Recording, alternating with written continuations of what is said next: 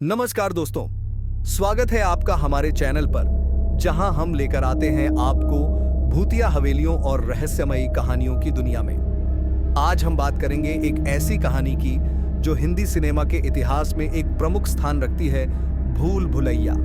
इस डरावनी कहानी में मिलेगा आपको मनोवैज्ञानिक थ्रिल, हंसी और हॉरर का अनोखा मिश्रण। तो चलिए, बिना किसी देरी के इस रहस्यमयी यात्रा की शुरुआत करते हैं।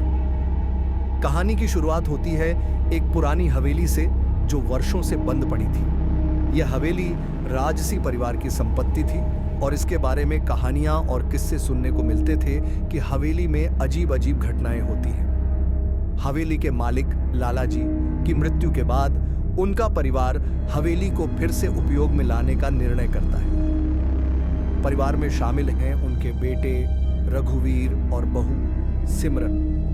रघुवीर और सिमरन हवेली में आते हैं और यहाँ एक नई शुरुआत की उम्मीद लगाते हैं। लेकिन जैसे ही वे हवेली में कदम रखते हैं, अजीब घटनाओं की शुरुआत हो जाती है। हवेली की पुरानी दीवारों से अजीब आवाजें आने लगती हैं और चीजें अपने आप हिलने लगती हैं। जल्द ही सिमरन की तबीयत अचानक खराब हो जाती है। वह मानसिक रूप से अस्थिर हो जाती है और अजीब व्यवहार करने लगती है। परिवार के सदस्य चिंतित हो जाते हैं और समझ नहीं पाते कि क्या हो रहा है।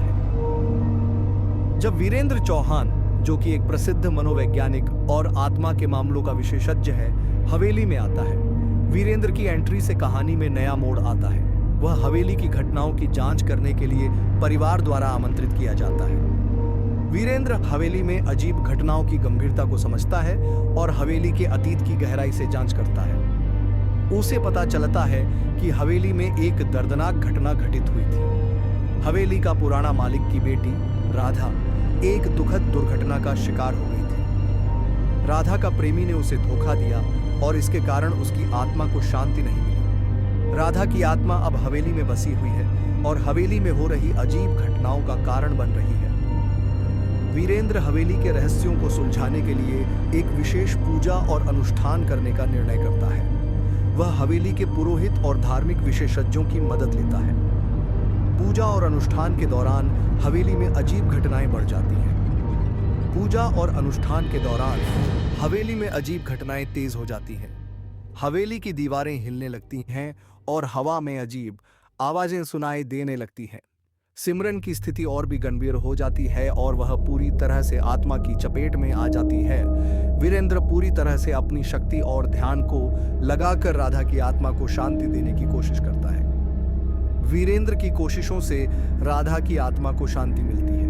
वह आत्मा से संपर्क करता है और उसे बताता है कि अब उसे अपने दुख और नाराजगी को छोड़ देना चाहिए। राधा की आत्मा को अंततः शांति मिलती है और हवेली में अजीब घटनाएं समाप्त हो जाती हैं। सिमरन की स्थिति में सुधार आता है और हवेली का वातावरण भी शांत हो जाता है। परिवार के सदस्य राहत महसूस करते हैं और हवेली में एक सामान्य जीवन की शुरुआत होती है।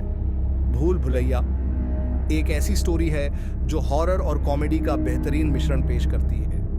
यह स्टोरी हमें यह सिखाती है कि हर अंधेरे के पीछे एक नई सुबह होती है और शांति की प्राप्ति के लिए हमें कभी भी कोशिश करनी चाहिए। वीरेंद्र की साहसिकता और उसकी कोशिशों के माध्यम से हमें यह संदेश मिलता है कि समस्याओं का समाधान मिल सकता है अगर हम सही दिशा में प्रयास करें। अगर आपको हमारी यह कहानी पसंद आई हो तो कृपया हमारे चैनल को सब्सक्राइब करें, वीडियो को लाइक और शेयर करें। हमें अपने विचार कमेंट्स में जरूर बताएं। मिलते हैं अगली वीडियो में एक नई और दिलचस्प कहानी के साथ। धन्यवाद।